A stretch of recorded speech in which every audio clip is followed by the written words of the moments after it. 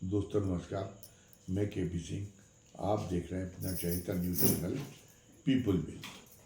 उत्तर प्रदेश के पूर्व मुख्यमंत्री कल्याण सिंह की आज चौथी पुण्यतिथि थी। कल्याण सिंह का व्यक्तित्व केवल उसमें इस परिभाषा में केवल पूर्व मुख्यमंत्री की परिभाषा में नहीं बांधा जा सकता, क्योंकि पूर्व मुख्यमंत्री तो तमाम हुए हैं, लेकिन कल्याण सिंह का जब जिक्र आता है तो फिर याद आ जाते सरदार वल्लभ भाई पटेल, जिन्हें पूरा देश लौह पुरुष की संज्ञा देता है। उसी और हर नेता को जो एक दृढ़ निश्चय वाला नेता है होता है, वो जो है वो ये चाहता है कि सरदार वल्लभ भाई पटेल की तरह उनको भी लौह पुरुष के रूप में उनको भी गिना जाए सरदार वल्लभ भाई पटेल के साथ में। तो वो लाल कृष्ण आडवाणी ने भी उसके लिए प्रयत्न किए। कल्याण सिंह ने प्रयत्न तो नहीं किए, लेकिन जो लोग कल्याण सिंह को जानते हैं और आज चाहे वो सरदार वल्लभ भाई पटेल की तुलना में उनकी शख्सियत को रखें या लाल कृष्ण आडवाणी की तुलना में रखें, तो वो ये मानते हैं कि लौह पुरुष कहे जाने के मामले में या लौह पुरुष के बराबर उनके कद को तौले जाने के मामले में वो कल्याण सिंह कहीं पीछे नहीं ठहरते। तो आज कल्याण सिंह की चौथी जो पुण्यतिथि थी, जिसको लेके अलीगढ़ में उनके परिवार ने एक बहुत बड़ा जलसा किया था। उनके सुपुत्र उत्तर प्रदेश के राजवीर सिंह उत्तर प्रदेश के कैबिनेट मंत्री भी रह चुके हैं और सांसद भी रह चुके हैं। इस बार वो सांसद निर्वाचित नहीं हो पाए, इस बार उनको पराजय का मुंह देखना पड़ा। और राजवीर सिंह के जो सुपुत्र हैं संदीप सिंह, वो विधायक हैं और वो जो है योगी सरकार में जूनियर मिनिस्टर हैं। वैसे स्वतंत्र परिवार के मंत्री हैं, बेसिक शिक्षा राज्य मंत्री के। तो पूरा परिवार जो है अपना राजनीतिक संपदा से जो है भरपूर है। पूरा परिवार अभी भी कल्याण सिंह के बाद में भी, तो उस पूरे परिवार ने अपना पूरी लगन के साथ में, पूरी ताकत के साथ में उनकी पुण्यतिथि को एक समारोह के रूप में आयोजित करने की व्यवस्था की थी। तो वो आज एक हुआ, उनकी पुण्यतिथि पे एक बड़ा जलसा अलीगढ़ में हुआ। तो उनकी इस अवसर पर याद आ गया, फिर वही 75 वर्ष की उम्र में रिटायर हो जाने का जो एक मुद्दा है वो फिर याद आ गया, वो चर्चा फिर याद आ गई।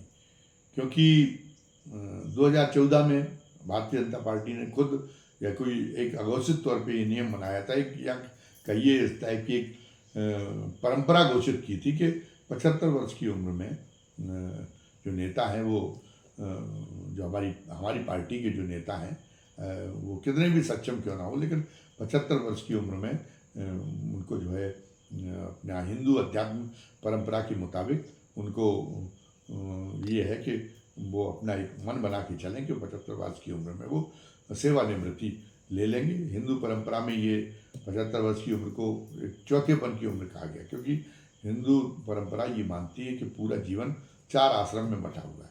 तो जो 75 वर्ष से चौथा आश्रम शुरू हो जाता है, और जिसको ये कहना चाहिए कि अंतिम सोपान, जीवन का अंतिम सोपान वो मानते हैं। तो जीवन वैसे तो ये है कि हिंदू पुराणों में तो बहुत जो है 10-10 हज़ार वर्ष तक तो तप करते हुए तमाम महापुरुष हिंदू पुराणों के बताए गए। लेकिन अब ये भी है कि अतिशयोक्ति को एक अलंकार के रूप में हिंदू वाङ्मय में मान्यता दी गई है। तो इस नाते इस बात को बहुत प्रमाणिक नहीं माना जाता। ये प्रमाणिक माना यही जाता, वास्तविकता के धरातल पर यही माना जाता है कि एक स्वस्थ आदमी की जो पूरी उम्र है वो 100 वर्ष की होती। तो जब 75 वर्ष की उम्र उसमें वो प्रवेश कर जाए, यानी अंतिम सोपान पे जीवन के पहुंच जाए, तो उसके पहले उसको अपने सारी जिम्मेदारियां अपनी जो उनको है अपने उत्तराधिकारियों को सौंप देनी चाहिए, ताकि वो उनकी आंखों के सामने ही वो जो उनके उत्तराधिकारी हैं वो परिवार या अन्य जो उनके साथ जुड़ी हुई जिम्मेदारियां हैं उनका निर्वहन करने के लिए अपने आप को उनकी आंखों के सामने ही तैयार कर लें। और दूसरी बात तो उनके लिए भी माना गया है, उस पुरखे के लिए भी जिसने 75 वर्ष की उम्र पूरी कर ली है, कि उसके लिए भी बहुत ये ठीक है कि वो सभी तरीके से, एक तरह से जीवन की जिम्मेदारियों से अपनी निवृत्ति ले ले, क्योंकि ताकि 75 वर्ष की उम्र जब अंतिम सोपान है तो किसी भी दिन उसकी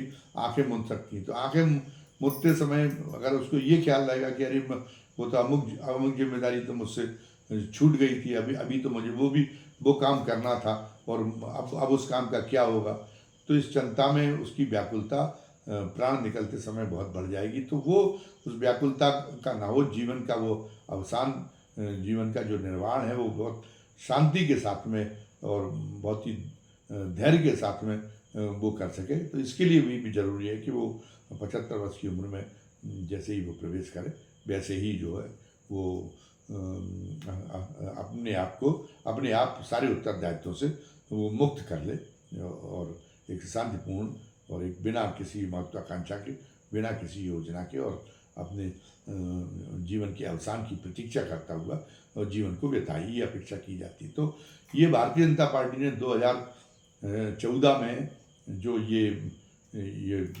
परंपरा घोषित की थी, तो इस परंपरा के पीछे ये अध्यात्म की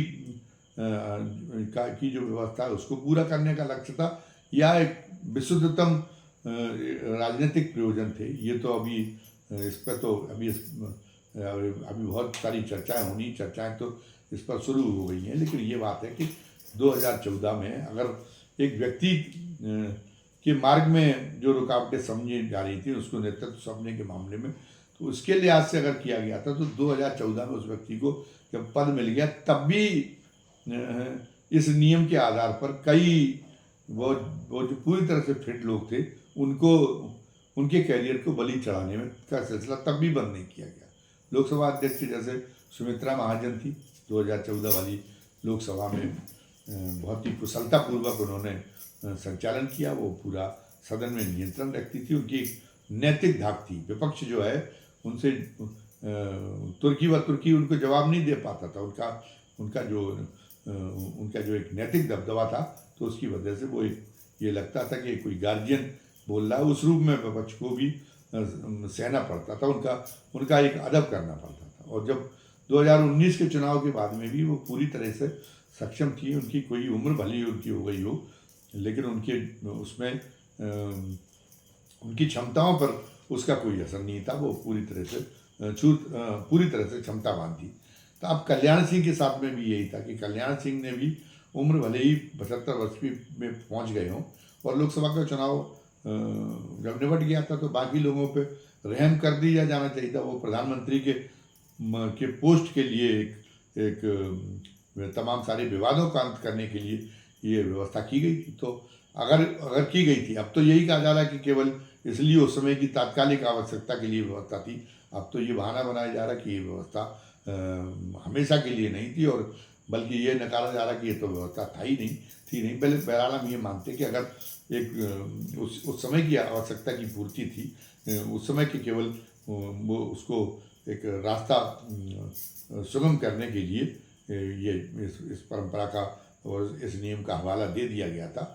तो फिर जब मोदी जी प्रधानमंत्री बन गए थे, तो फिर जो पार्टी के लिए बहुत उपयोगी नेता थे, भले ही वो उम्र दराज हो गए हों, और जिनकी क्षमताएं पूरी तरह से सलामत थी, उन पर तो रहम किया जाना चाहिए था, लेकिन उन पर भी रहम नहीं किया गया। अरे लाल कृष्ण आडवाणी और डॉक्टर मुरली मनोहर जोशी उम्मीदवार थे प्रधानमंत्री पद के, तो ठीक है कि उनको मार्गदर्शक मंडल में भेज दिया जाना ठीक था, लेकिन कल्याण सिंह तो मुख्यमंत्री बनने की दौड़, प्रधानमंत्री बनने की दौड़ में शामिल नहीं थी।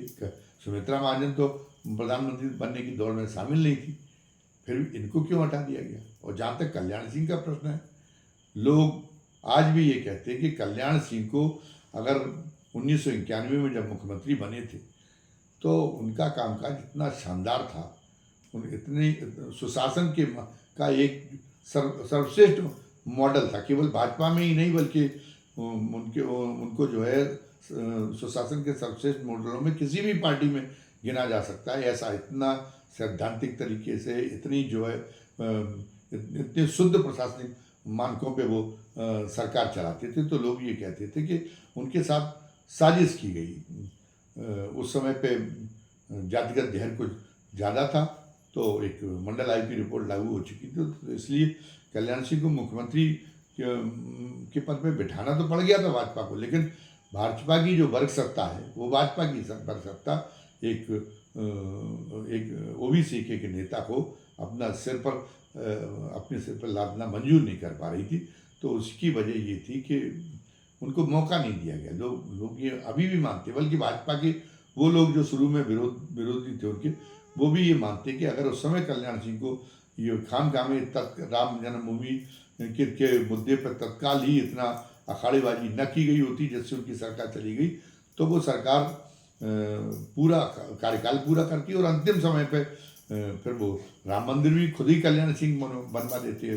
उनकी उसका परीक्षण हो चुका था, उनकी प्रतिबद्धता के मामले में वो बहुत खड़े थे।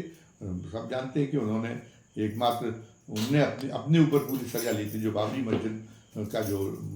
मस्जिद टूटी थी उसकी सजा, सारी की सारी सजा उन्होंने अपने ऊपर, उसका पूरा जो है अपराध उन्होंने अपने ऊपर ले लिया था और एक प्रतीकात्मक सजा भी उसके लिए भोगी थी। चाहते तो वो अन्य नेताओं की तरह अन्य बड़े बड़े दिग्गज को, लाल कृष्ण आडवाणी भी पता चला बात गोलमोल करने लगे थे, वो भी कतराने लगे थे सीधी जिम्मेदारी लेने से। लेकिन वो सीधी जिम्मेदारी लेने से कल्याण सिंह ने बिल्कुल भी जो है उसमें पूरी हिम्मत दिखाई। उस डिलीवरी में उन्होंने कोई कोताही नहीं बरती और सजा भुगती। तो लोग ये कहते थे कि अगर 5 साल में उनका 4.5 साल वो उन्होंने कार्यकाल चला दिया होता तो उनकी जो उनका जो शासन संचालन था, जो उनका सुशासन था, उसकी वजह से सारे वर्गों के लोग उनसे इतने ज़्यादा प्रभावित हो गए होते, भारतीय जनता पार्टी के इतने मुरीद बन गए होते कि फिर जो है अगर वो विवादित ढांचा को भी ढहवा देते और वहाँ पे राम मंदिर के लिए भी जबरदस्ती करके राम मंदिर का भी कार्य करा देते, तब भी भारतीय जनता पार्टी उसी समय पे केंद्र तक में बहुमत में आ जाती। उत्तर प्रदेश में तो वो बहुत लंबे समय तक के लिए जम जाती। ये लोग आज भी एक मानते हैं। तो ये कल्याण सिंह की एक उपयोगिता थी। इस उपयोगिता को उस समय क्यों नज़रअंदाज किया गया, जब कहीं से उनकी कोई शारीरिक सफलता नहीं देखी गई थी और जब उनकी प्रशासनिक क्षमता को भले ही एक तात्कालिक रूप से अभी आप आगे हैं तो अभी उस पर उस बड़ी लकीर को आप कुछ मिटाने की कोशिश करते हैं, लेकिन वो बड़ी लकीर सलामत रहेगी। भारतीय जनता पार्टी में अभी भी सुशासन का सुशासन के जिस मॉडल के वो प्रतीक थे, जो सुशासन का मॉडल उन्होंने खड़ा किया था, उस मॉडल की बराबरी का आज भी कोई नहीं है। चाहे जितनी डीगे आके, चाहे जितना ये साबित करे कि उन्हें पूरी दुनिया में विश्वगुरु में बन गया हूँ, पूरी दुनिया में मेरा डंका बज गया है, लेकिन वो जो है अगर ये अवसर कल्याण सिंह को मिलता तो कल्याण सिंह की बराबरी अगर उत्तर प्रदेश के मुख्यमंत्री के रूप में ही उन्हें फिर मिलता और अब की बार पूर्ण बहुमत से मिलता, एक बार मुख्यमंत्री रहने के बाद दूसरी बार उनको अवसर मिला भी, तो वो बहुत ही एक तरह से भानुमति का पिटारा थी उस सरकार को कहा जाए। वो खुद कल्याण सिंह के पक्ष में नहीं थे कि लोकतांत्रिक कांग्रेस के 22 विधायक लोकतांत्रिक कांग्रेस बना के कांग्रेस के और हमें समर्थन देने के लिए आ रहे, तो हम सभी को मंत्री बनाए। इस ब्लैकमेलिंग को बर्दाश्त करके मुख्यमंत्री बनना कल्याण सिंह को गवारा नहीं था, लेकिन उस समय पे राजनाथ सिंह पर अपने आप को चाणक्य बनने का भूत सवार था और पार्टी का बहुत ज़्यादा दबाव पड़ा, इसलिए कल्याण सिंह ने वो उस मुख्यमंत्री पद को स्वीकार किया। लेकिन उस ऐसी सरकार में रहते हुए भी इतनी ज़्यादा जिसमें बैसाखियाँ लगी थी, फिर भी उन्होंने बहुत कम समझौते किए। तो कल्याण सिंह उस स्तर के प्रशासक थे, उस स्तर के जो है कि उनके अंदर की शासन क्षमता थी, तो उनको रिटायर नहीं किया जाना चाहिए था। या तो उन्हीं के हाथ में अगर उत्तर प्रदेश के मुख्यमंत्री पद सौंप देते तो वो था जो उनकी प्रशासनिक क्षमता, जिसके आधार पर ये कहा जाता था कि उसी समय 1991 के बाद ही उसी दौर में भारतीय जनता पार्टी केंद्र तक और पूर्ण बहुमत से सत्ता में पहुंच गई, तो फिर उनको उत्तर प्रदेश में वो सब कुछ कर दिखाने का मौका मिल सकता था। और उस उत्तर प्रदेश में भारतीय जनता पार्टी की जड़ें कई दशकों तक के लिए मजबूत हो सकती थी और उससे ये भी था कि केंद्र की सरकार को भी बहुत ज़्यादा मजबूती मिलती। लेकिन ईर्ष्या के कारण और एक षड्यंत्रकारी भावना के कारण कि ये तो अगर ये रहेंगे और इन्होंने देश के सबसे बड़े सूबे को चलाया तो इनसे हमारी तुलना होगी और इनसे तुलना में हम फीके पड़ जाएंगे। तो भारतीय जनता पार्टी के नेतृत्व ने इस हीन भावना की वजह से कल्याण सिंह को जो है वो उत्तर प्रदेश की बागडोर नहीं मिलने दी और उन्होंने जो है वो कल्याण सिंह का रिटायरमेंट सुनिश्चित करने के लिए उन्हें जो है वो राजस्थान का राज्यपाल पद पर उनको धकेल दिया और इसलिए उनका जो है एक तरीके से वो एक तरह से उनको जवानी में विधवा कर दिया गया। ये कहावत अगर ये कहा जाए ऐसा उनके साथ में हुआ। उस समय उनका पूरा उनके कोई शिथिलता नहीं आई थी उनकी क्षमताओं में और उनका इस्तेमाल किया जाना चाहिए था पार्टी के द्वारा। लेकिन वो पार्टी आज इस बात को लेके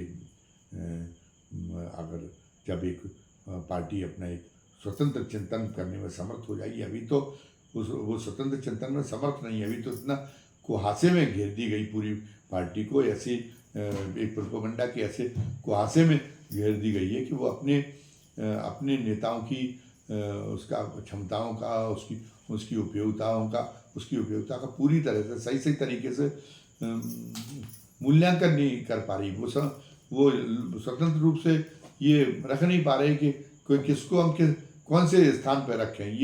ये तो अभी तो थोड़ी मतिभ्रम की स्थिति है, लेकिन ये मतिभ्रम जिस दिन हटेगा उस दिन भारतीय जनता पार्टी को ये अफसोस करना पड़ेगा कि ये कल्याण सिंह के साथ में ये जो षड्यंत्र किया गया, ये षड्यंत्र पार्टी के न तो ये पार्टी के हित में था और न देश के हित में था और न ये प्रदेश के हित में था। अच्छा, ये भी एक अजीब संयोग है कि जिस तरीके से कल्याण सिंह को निपटाया गया, उमा भारती तो 75 वर्ष की उनकी उम्र भी नहीं हुई, उमा भारती को भी उसी तरीके से निपटाया गया। लोध बिरादरी के दोनों लोगों को निपटाने का प्रयास किया गया। ऐसा क्यों हो गया? क्योंकि लोध एक दबंग जाति है, लोध एक नेतृत्वकामी जाति है, लोध एक स्वाभिमान के लिए एक मुखर जाति है। तो आज जो भारतीय जनता पार्टी का नेतृत्व जिन लोगों के हाथ में है, तो वो इस जाति की फितरत को समझते हुए कहीं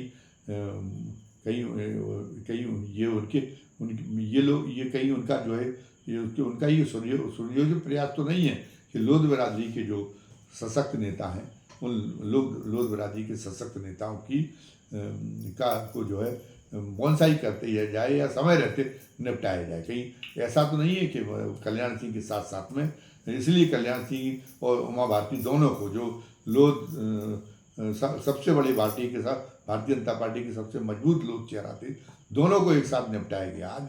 आज उनके कद का कोई लोध नेता पार्टी के अंदर बचा नहीं है। स्थायी इंतजाम किया गया कि इस दबंग जाति का, इस नेतृत्वकामी जाति में कोई ऐसा क्षमतावान व्यक्तित्व ऊपर ना आने पाए। क्या ऐसी कोशिश की गई है? एक अनुमान है, एक लोग इस पर जो है अपनी राय रख सकते हैं। कल्याण सिंह के बारे में अंत में एक बात और है कि कल्याण सिंह जब पहली बार मुख्यमंत्री बने थे तो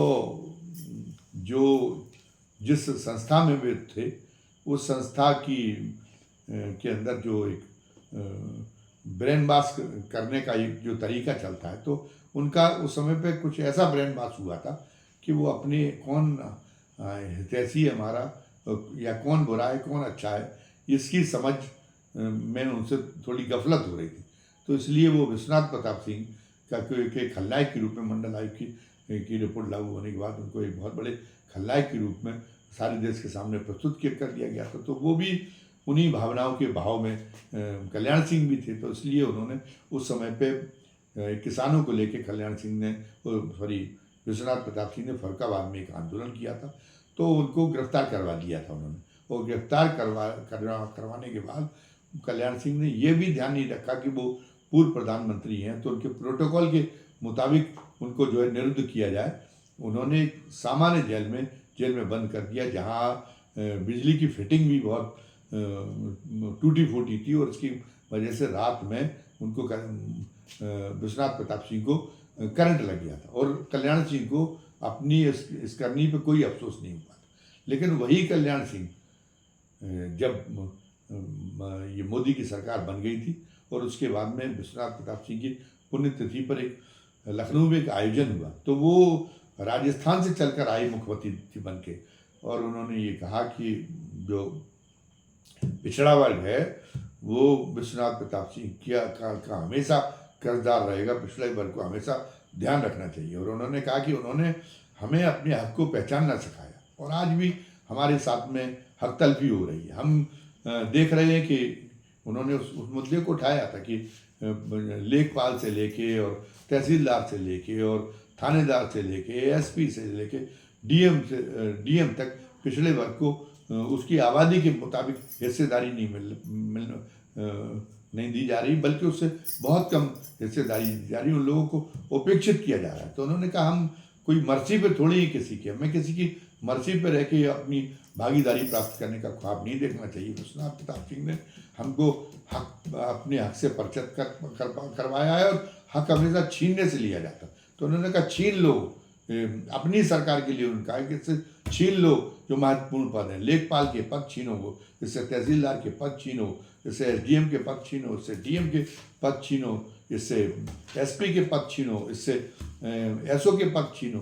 क्या इसका मजाक है कि आपकी आबादी 50% से ऊपर है और आप पता चला कि भागीदारी आपकी 25% भी आप नहीं दी जा रही। और उस समय तो जब कल्याण सिंह ने ये बात कही थी तब तो और ज़्यादा बुरी होती थी। उसके बाद में यहाँ पिछले वर्ग के तमाम सारे नेताओं ने जब बवाल किया तो थोड़ा सा सरकार दबाव में आई, थोड़ी सी भागीदारी बढ़ाई गई, लेकिन अभी भी जिस न्याय के वो हकदार हैं वो उनको एक नहीं मिला। तो कल्याण सिंह का जब से जुड़ाव कोई दिवस आता है तो कल्याण सिंह के अंतिम समय पे ये जो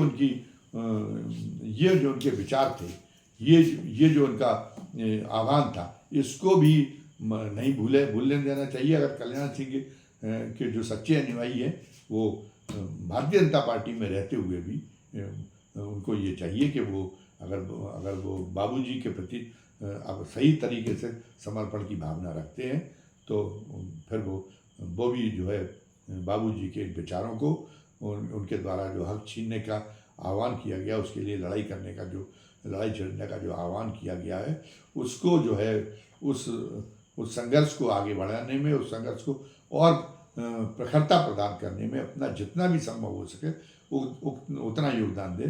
तो ये कल्याण सिंह की पुण्यतिथि पर ये भी एक जिम्मेदारी उनके मानने वालों पर आ जाती है।